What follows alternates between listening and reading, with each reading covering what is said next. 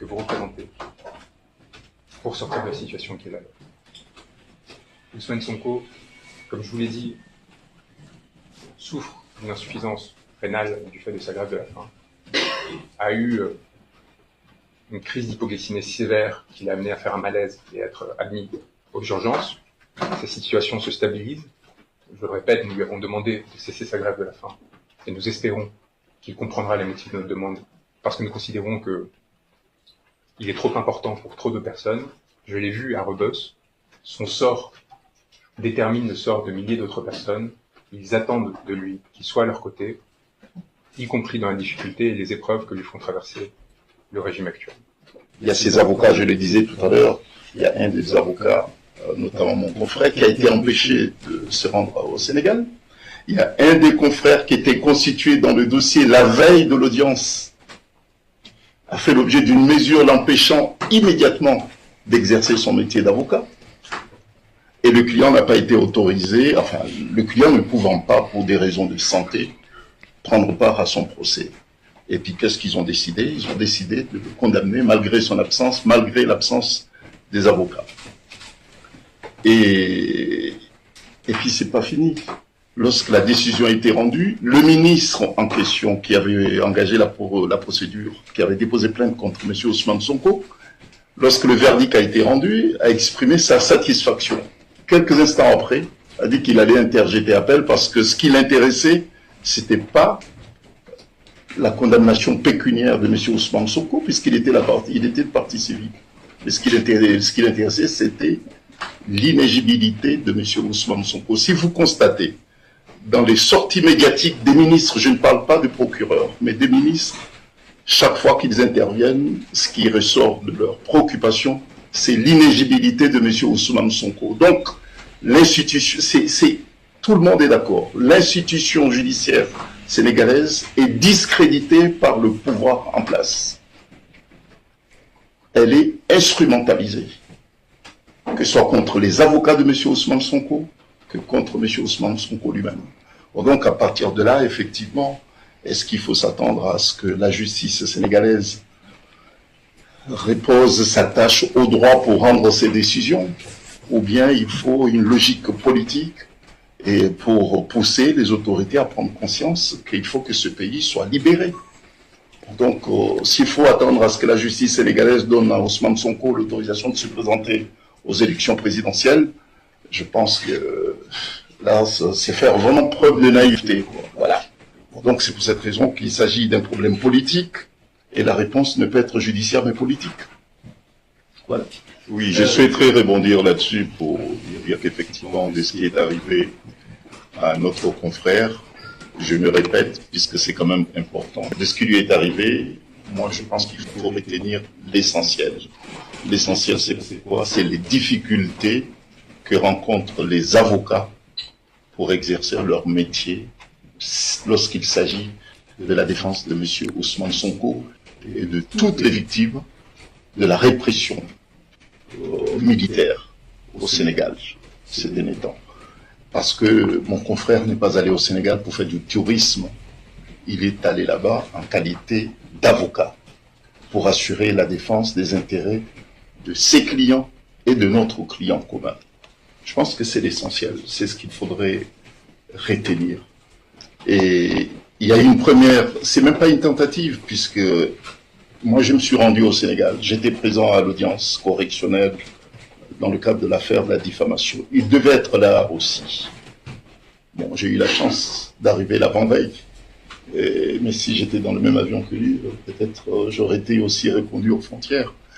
Il a été reconduit aux frontières, alors qu'il assure la défense d'un individu qui est resté, je pense qu'il faut le rappeler, 56 jours, ça on le dit rarement. Ousmane Sonko est resté séquestré chez lui 56 jours, sans recevoir la visite de ses avocats. Les avocats ont été empêchés de tout contact avec leurs clients. Ça, c'est quand même inimaginable. Et puis là, on reproche à l'avocat d'avoir trouvé des moyens légaux pour se rendre au Sénégal. Il n'est pas passé par l'aéroport international de Dakar, mais il est passé par d'autres voies légales. pour rentrer au Sénégal. On lui reproche de ça.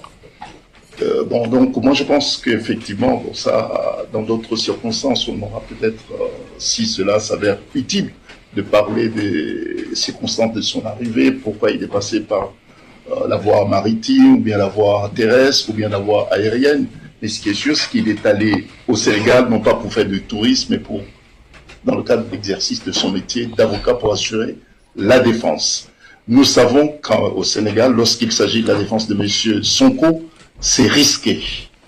La preuve, il y a des confrères qui sont sur place, qui font l'objet des poursuites judiciaires, qui font l'objet des mesures disciplinaires. Il y a certains qui ont été suspendus. Et il y a un harcèlement qui est exercé sur les avocats de M. Ousmane Sonko. La défense est décimée. Bon, donc voilà, c'est dans ces circonstances que notre confrère s'est rendu sur place. D'accord. Maître, une question. Khalid Marangouilla, Dakar Matin et le Nouveau. Vous avez fait quelques jours la prison. Aujourd'hui, vous êtes, on peut dire, un droit de l'homiste. Aujourd'hui, dans les prisons sénégalaises, il y a beaucoup de citoyens qui sont embastillés.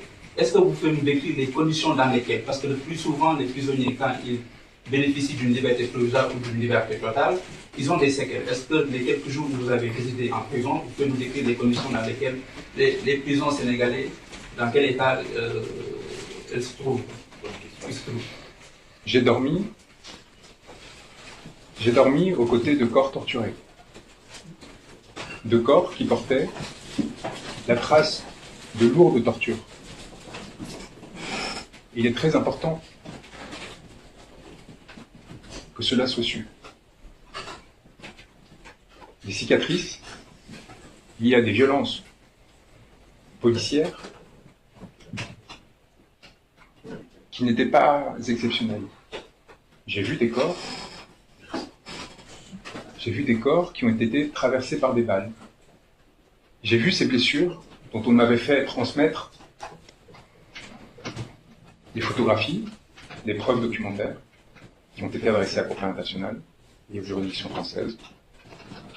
Je les ai vus de mes propres yeux, entassés par centaines, dans des conditions inhumaines, inimaginables, dans lesquelles des individus ne peuvent se déplacer faute d'espace pour aller uriner, sont obligés de faire leurs besoins sur place, souillent et entachent ceux qui sont à leur côté, et restent pendant des heures dans cette position, sans pouvoir s'allonger, s'écarter, ou tout simplement circuler. Cette situation, elle est le fruit direct des choix politiques qui ont été faits par le régime actuel. Parce que cette surpopulation carcérale massive, on parle, encore une fois, je répète, d'une prison construite pour 600 détenus, qui en accueille 3000. 3000. Cette situation, elle est le fruit du choix d'une répression féroce, massive, utilisant la justice pour éliminer les adversaires politiques. Les adversaires politiques à toutes les échelles. Il y avait à mes côtés des individus qui ont été placés en détention provisoire par des magistrats sur ordre direct du président de la République, parce qu'ils s'étaient sentis offensés d'une comparaison qu'ils avaient pu faire sur un poste sur Twitter. C'est important de l'entendre. Ces hommes, c'est des pères de famille, cet homme en particulier, Mohamed Bilal Diop, est placé en détention provisoire, sans jugement, depuis plus de 4 mois. Pas de casier judiciaire, maire d'une commune. Il continue d'ailleurs à exercer depuis la prison de son mandat, comme il le peut. Et donc je veux encore une fois que ces mots traversent les murs de ces prisons et les fassent rugir. Eux qui sont détenus dans une situation où ils pourraient se croire oubliés, sans espoir, ou abandonnés par des personnes qui, l'ayant traversé éphémèrement comme c'est le cas, en seraient sortis et préféreraient tourner la page et ne plus jamais les regarder. C'est l'inverse qui va se produire.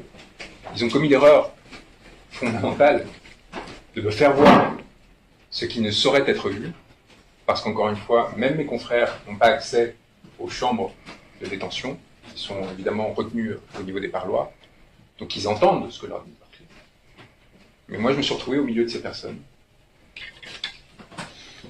de leurs espoirs, de leurs craintes et de leurs inquiétudes, et c'est ce qui m'a amené à demander à Ousmane Sonko d'arrêter sa garde à vue, sa grève de la faim, parce qu'ils ont besoin de lui. Ils ont besoin de cet espoir qu'il représente. Parce que cet espoir, c'est tout simplement celui de retrouver une vie normale. De sortir de cet enfer.